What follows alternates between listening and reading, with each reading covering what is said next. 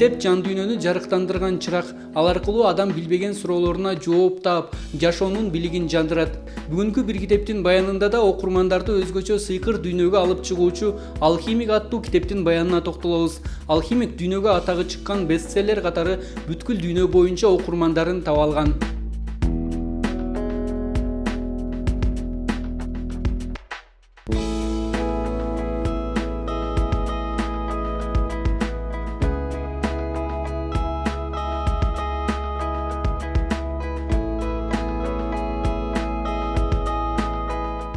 Салам достор, бүгүн бизде кайрадан бир китептин баяны рубрикасы.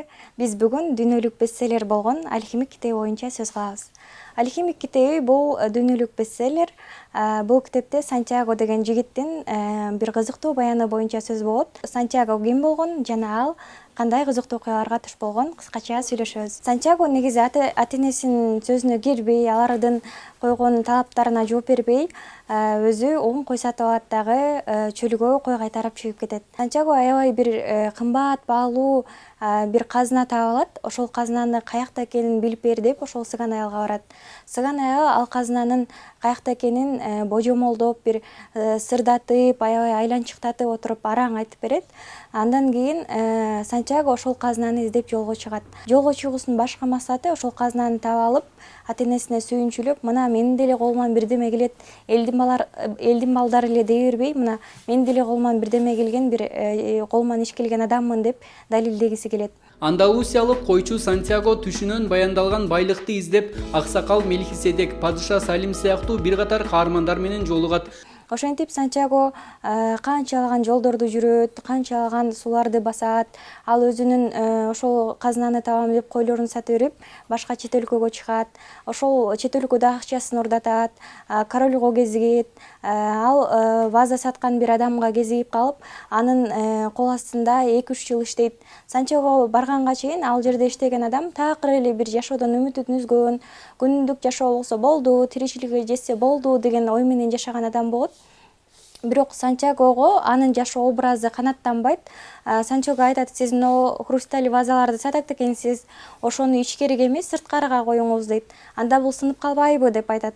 Сынып калбайбы деп айтса, Сантьяго айтат: "Кеп сынганда эмес, кеп өткөндө" депчи. Чындыгында эле кээде биз назик нерселерди дагы мындай бир тобокелге салганга аракет кылышыбыз керектигин ошол жерде түшүнсөк болот. Анан Сантьягонун дагы мага бир сапаты аябай жакты. Ал ушунчалык бир өжөр, анан тобокелчил адам болгон. Кандай учур болбосун, кандай бир кыйын кезеңдер болбосун, ал биринчи орунда ушундай бир өжөр болгон. Эмне болсо дагы ошол сандыкты табам, кандай болгон күндө дагы деп. Ал эми экинчиси, ал аябай тобокелчил болгон. Бул китепте башкы маани ишенбөөчүлүк туудурган фантастика эмес, адамды илгерилетүүгө, жашоосун жакшыртууга түрткөн кыймыл аракети, кээде дүйнөнү бардык жакшылыктарын өзүнөн алыска түрткөн адамдардын битиреген сараңдыгы же коркоктугу тууралуу айтылат. Бул китепте философиялык мааниси жогорку сөздөр аябай көп кездешет. Маселен, мага бир сөз аябай жакты. Бул дүйнө тарыхында ар бир адам башкы ролду ойнойт. Бирок башкы ролду ойноп жатканын билбегендиги бул кадыреси нерсе деген. Чын эле биз жашообузда баарыбыз башкы ролду ойноп жатабыз, бирок башкы ролду ойноп жатканыбызды билбегенибиз бул кадыреси нерсе экен.